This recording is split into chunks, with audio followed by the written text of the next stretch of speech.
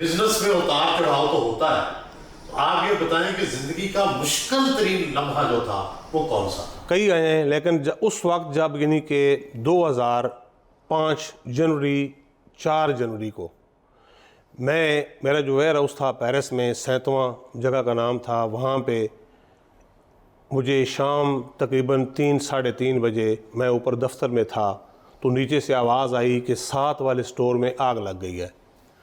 तो जब मैं दौड़ कर नीचे आया तो वो आग इतनी आनन फानन लगी कि वो हमारे वेयर हाउस तक भी आ गई। आपका जो वेयर हाउस था वो इंश्योर्ड नहीं था? वाकई इंश्योर नहीं था। तो आपका तो सब कुछ खत्म हो गया। मेरा सारा कुछ ख़त्म हो गया। तकरीबन वहाँ पे 4 साढ़े 4 लाख यूरो का वहाँ पे जो स्टॉक था। और जब मैं शाम अपने घर गया तो बच्चे तो मेरे बहुत छोटे थे, तो मैंने अपनी मिसेस से कहा कि आप ये समझो कि जब मैं 1988 में पाकिस्तान से आया था तो मेरे पास कुछ भी नहीं था। आज हम उस सेम जगह पे आके खड़े हो गए हैं। लेकिन ये अल्लाह ताला की मेहरबानी है, मेरे दोस्तों की, और मेरे जो बैंक मेरे साथ काम करते थे, मेरे जो भाई थे, उन्होंने मुझे इतना हेल्प आउट किया कि ठीक 6 महीने बाद मुझे समझ ही नहीं लगी कि इधर आग भी लगी थी, मेरा नुकसान भी हुआ था। आपने कितनी जायदाद अब तक बना ली है, कितनी गाड़ियां हैं, कहाँ कहाँ हैं? प्रॉपर्टी जो हमारे पास तो पहले भी थी अल्हम्दुलिल्लाह, और उसमें अभी काफ़ी इजाफा हुआ है। 2 एकड़ का ये जो जहाँ पे हम बैठे हुए हैं ये वेयर हाउस है, हम पेरिस में हैं। कितनी गाड़ियां हैं? वहाँ पे हमारे पास प्राडो है जी, रीवो है जी, टोयोटा है जी, और यहाँ पे हमारे पास पोर्श है जिसमें आपको भी इंशाल्लाह सैर करवाएंगे। और उसके बाद हमारे पास लैंड क्रूज़र है, और एक वो है रेंज रोवर है, वो यूके में है। ईफल टावर देखने आए, उनका नवासा आर्यान भी उनके हमरा था।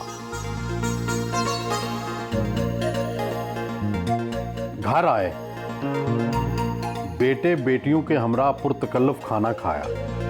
नज़ीर साहब ये बताएं कि आपके फादर हैं, आप इनके पास रहे पले बड़े, सबसे बड़ी इनकी अच्छी खूबी क्या है और आपको कौन सी चीज़ पे इनसे इख्तलाफ रहता है? पहले इख्तलाफ की बात कर लें तो ये अक्सर प्रोजेक्ट शुरू कर देते हैं तो हमें पता भी नहीं होता, तो प्रोजेक्ट के आधे में जाके तो पता चलता है कि ये काम मैंने शुरू कर लिया है जी, तो फिर उसको कंप्लीट करना कभी कभी मुश्किल हो जाता है, तो कभी कर भी लेते हैं, लेकिन कम्युनिकेशन जो है ना पहले कभी कभी नहीं करते। हाँ।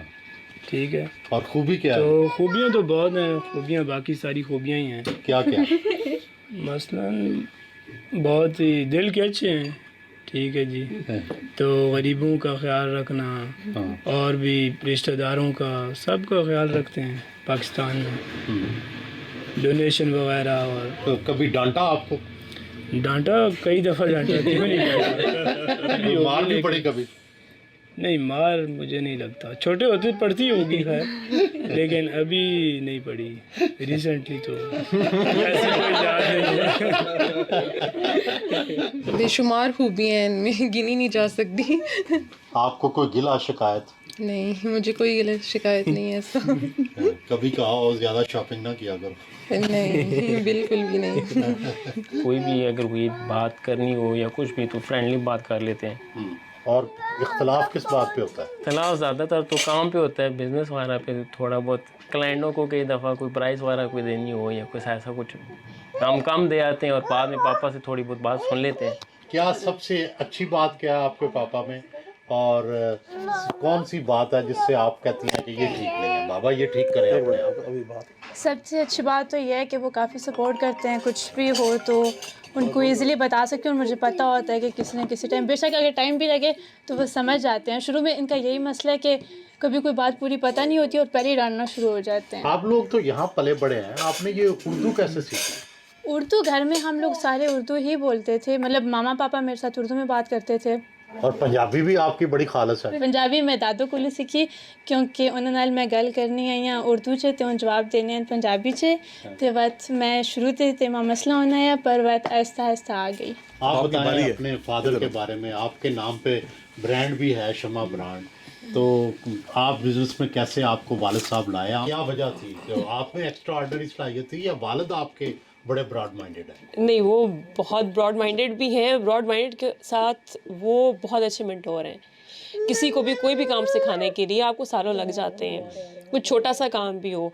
और मैं तो 13 साल के बच्चे को सिखाना और बिज़नेस करना सिखाना, वो तो बहुत मुश्किल है। मुझे बहुत अच्छी तरह याद है जब मैंने पहली कॉल की थी, टेली मार्केटिंग करती थी मैं। स्टार्ट में पहली कॉल पे मैंने फ़ोन किया और मैंने उनको कहा कि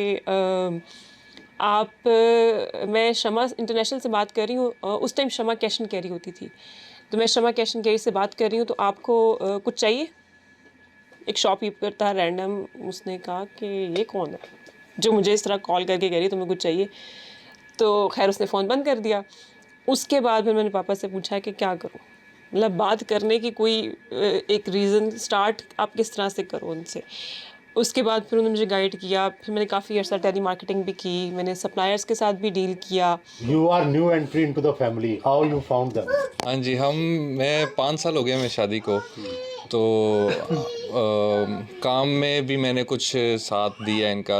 इनकी सबसे बड़ी चीज़ ये है कि मैंने बहुत कम लोग देखे हैं इतनी मेहनत करने वाले, जितनी मेहनत इन्होंने की है। और उससे भी बड़ी चीज़ ये है कि इनके लिए काम कोई छोटा बड़ा नहीं, ये संडे हो या कोई भी वीकेंड हो, ये अपने आप को उस तरह बॉस नहीं समझते कि मैं बॉस हूँ तो मैं ये छोटा काम नहीं कर सकता। पाकिस्तान से आए थे, कैसे एडजस्ट हो गए शम्मा के साथ?